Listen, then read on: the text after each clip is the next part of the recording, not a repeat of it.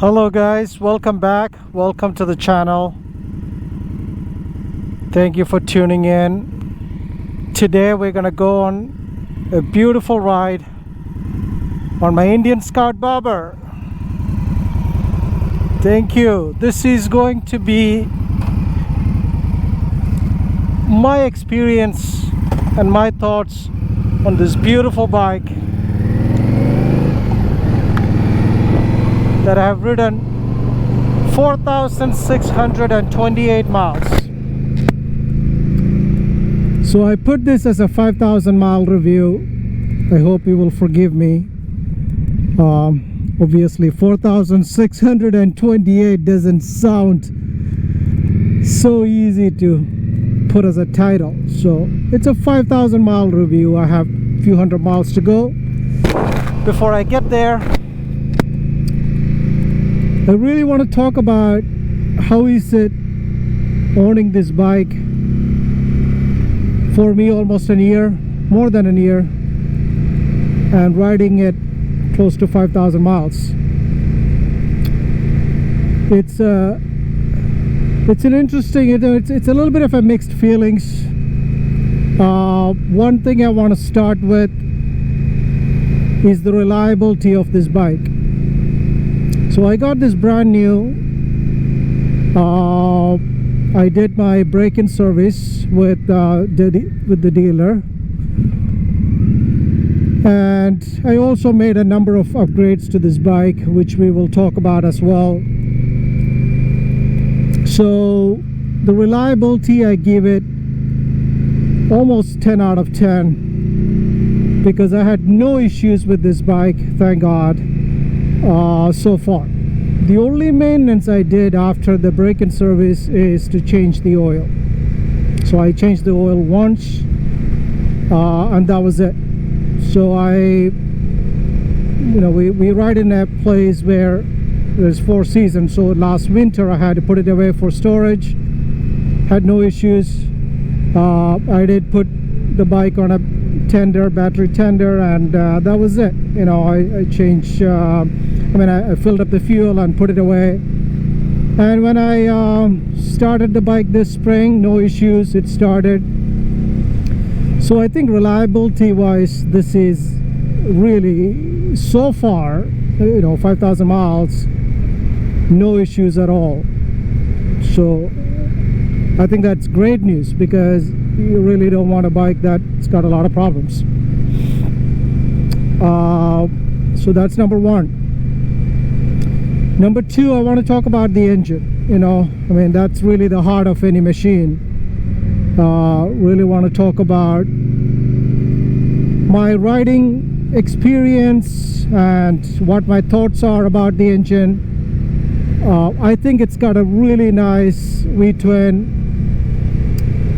No major issues. It's fun to ride.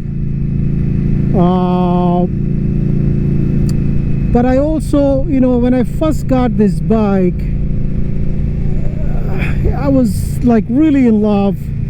And this could be just me, I don't know. But after riding it for like 6 months, it's great, but I'm not as much as in love as I was when I first got this bike. Because at that time, I was really not looking for too much power. I just wanted something to cruise on, but with some grunt to it. And this bike's got that. It's a cruiser. Just remember that. So in the cruiser segment, it's got enough for your weekend riding, your day-to-day riding. But after riding it for 5,000 miles, my opinion is the bike does lack power, in the sense I wish it had a little bit more torque, maybe a little bit more horsepower. So when you're riding it, it's smooth. If you want to go fast, it will go fast. I think it'll go 110, 120 without no issues. But the thing is, the power is not really about how fast you can ultimately go. It's about how quickly you can get there, and that's really the torque comes into play. I think this bike with more than 550 pounds naked needs a little bit more torque. It's again my opinion. Some people are happy with what's got, and you know, it's got 72 pounds of torque, something like that, 100 horsepower, as most of you know. So that's my thought about the engine. That's number two. Number three, I kind of want to go back and talk about, you know, what really attracted me to this bike. That's the looks. This bike looks beautiful. It looks badass. I mean, it's, you know, you ride it around, people look at it, people love this bike. The way it looks, it's beautiful. It's a little bit of a muscly cruiser, as it is advertised. So after riding 5,000 miles, do I still love the looks? So I still love the looks. I think it's got a great look. Really never gets old. It actually looks nice. I don't think I have any issues with that. I think it still looks great. And you know, there's a ton of modifications you can do to this bike, and you can spend so much money on it. I have done some modifications which we'll talk about, but I think overall it's a really good looking bike, and you will not get tired of it. I think even after 10,000 miles, you're riding it every day, I think you will still enjoy looking at this bike. See, look at her. She can go. It's no problems.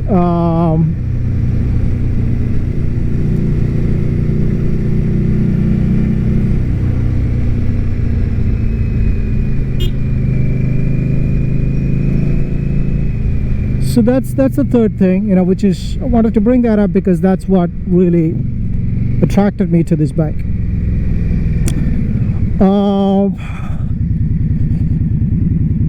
Another thing I want to talk about is the money involved, you know,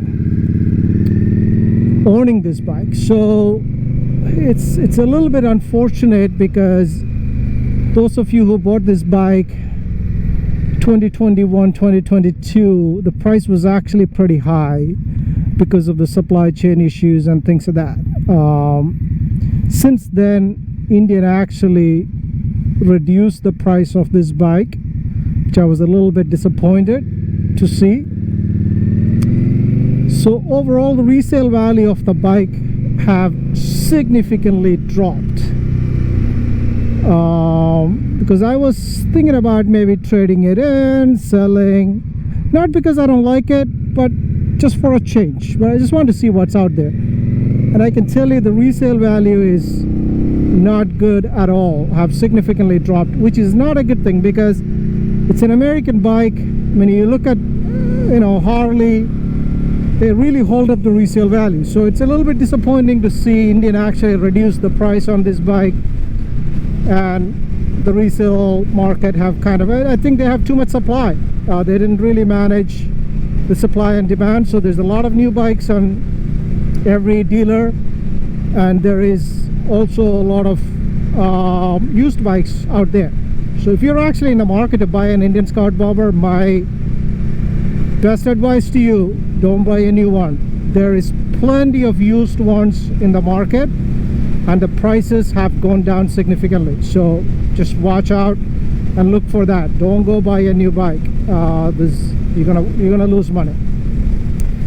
So in addition to that, I think there is another thing, you know, a lot of people don't talk about is this bike stock comes with a lot of parts that needs to be upgraded right away. The headlight company, you know, the stock is halogen, so most people will upgrade the headlight. Almost everybody that I know have upgraded the seat. Most people will upgrade the rear suspension, and almost everybody upgrades the exhaust. So you kind of have to factor in all the prices of all these parts and labor, so it becomes a pretty expensive bike to make it like rideable the way you want it to ride, you know. So these are like just literally basic upgrade. These are not even fancy upgrades that I'm talking about. So I think that's a drawback to this bike, you know. I mean, it's around 12,000, 13,000 something for the ABS model now. Tax, everything, you're probably looking at $15,000. Then you're going to be putting another at least $2,000 on top of that to I think actually probably around 3,000 bucks with the exhaust, everything on top of this. So you're looking at a bike like, you know, $18,000 by the time, you know, you make it your own, and then all the other fancy modifications you want to do. So I think that is an issue. So I wish the bike came with a good seat, a decent suspension, an LED light on the front. Like, come on, dude, like, why is Indian doing this? I don't get it. So I think those are drawbacks if you're concerned about the money involved in owning this bike. The next thing kind of want to cover a little bit, and I'm gonna actually park this bike near here, and we will talk about I just want to do a quick walkthrough and show you some of the upgrades I did, and I'll also just talk about the specs, you know, for those of you that are new to Indian Scout Bobber, haven't really owned.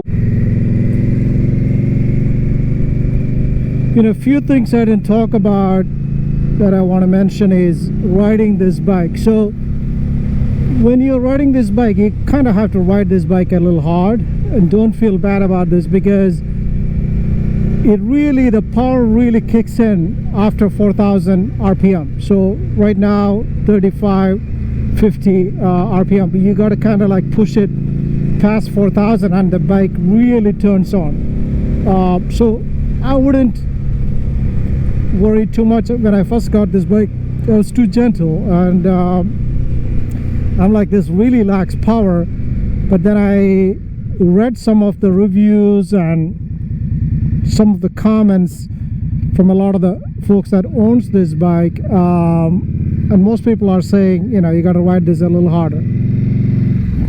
Fucking ass.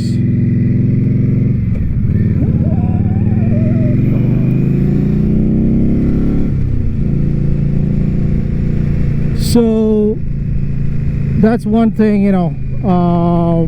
I was just cursing out that guy it was my turn and he would just keep coming, and he saw me. Ridiculous, stupid assholes. Anyway, so just getting back to this, that's one thing. Second, cornering. I mean, this bike does have a low lean angle, so you will probably scrape the pegs.